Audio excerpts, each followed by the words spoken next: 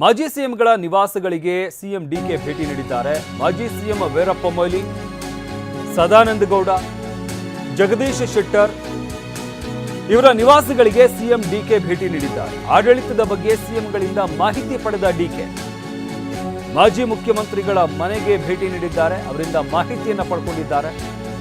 ಆಡಳಿತದ ವಿಚಾರಕ್ಕೆ ಸಂಬಂಧಪಟ್ಟಂತೆ ಒಂದಷ್ಟು ಸಲಹೆಗಳನ್ನು ಪಡ್ಕೊಂಡಿದ್ದಾರೆ. ರಾಜ್ಯದ ಎಲ್ಲ ಮಾಜಿ ಸಿಎಂಗಳ ನಿವಾಸಕ್ಕೂ ಕೂಡ ಭೇಟಿ ನೀಡುತ್ತೇನೆ. ಬೆಂಗಳೂರಿನ ಆರ್ಟಿ ನಗರದಲ್ಲಿ ಸಿಎಂ ಡಿಕೆ ಶಿವಕುಮಾರ್ ಹೇಳಿಕೆ ನೀಡಿದ್ದಾರೆ. ಮಾಜಿ ಸಿಎಂ ಬಸವರಾಜ ಬೊಮ್ಮಾಯಿ ನಿವಾಸಕ್ಕೂ ಕೂಡ ಹೋಗ್ತೇನೆ. ಕುಮಾರಸ್ವಾಮಿ ಸಮಯ ನೀಡಿದ್ರೆ ಅವರನ್ನು ಕೂಡ ಭೇಟಿ ಮಾಡ್ತೀನಿ ಅಂತ ಹೇಳಿದ್ದಾರೆ. ಮಾಜಿ ಮುಖ್ಯಮಂತ್ರಿಗಳ ಅನುಭವ ಕೇಳಬೇಕಲ್ವಾ ಅಂತ ಸಿಎಂ ಡಿಕೆ ಶಿವಕುಮಾರ್ ಹೇಳಿದ್ದಾರೆ. ಸಮಯ ನೀಡಿದ್ರೆ ಡಿ ಕುಮಾರಸ್ವಾಮಿ ಅವರನ್ನು ಕೂಡ ಭೇಟಿ ಆಗ್ತೇನೆ.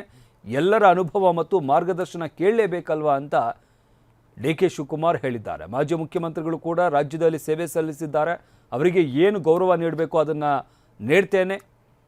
ಸಿಎಂ ಡಿಕೆ ಶಿವಕುಮಾರ್ ಬೆಂಗಳೂರಿನ ಆರ್ಟಿ ನಗರದಲ್ಲಿ ಸಿಎಂ ಡಿಕೆ ಶಿವಕುಮಾರ್ ಈ ಬಗ್ಗೆ ಹೇಳಿಕೆಯನ್ನು ನೀಡಿದ್ದಾರೆ.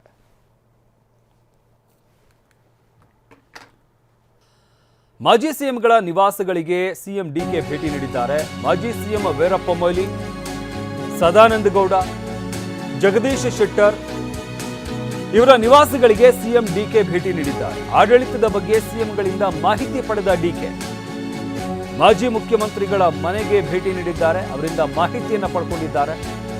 ಆಡಳಿತದ ವಿಚಾರಕ್ಕೆ ಸಂಬಂಧಪಟ್ಟಂತೆ ಒಂದಷ್ಟು ಸಲಹೆಗಳನ್ನು ಪಡ್ಕೊಂಡಿದ್ದಾರೆ. ರಾಜ್ಯದ ಎಲ್ಲ ಮಾಜಿ ಸಿಎಂಗಳ ನಿವಾಸಕ್ಕೂ ಕೂಡ ಭೇಟಿ ನೀಡುತ್ತೇನೆ. ಬೆಂಗಳೂರಿನ ಆರ್ಟಿ ನಗರದಲ್ಲಿ ಸಿಎಂ ಡಿಕೆ ಶಿವಕುಮಾರ್ ಹೇಳಿಕೆ ನೀಡಿದ್ದಾರೆ.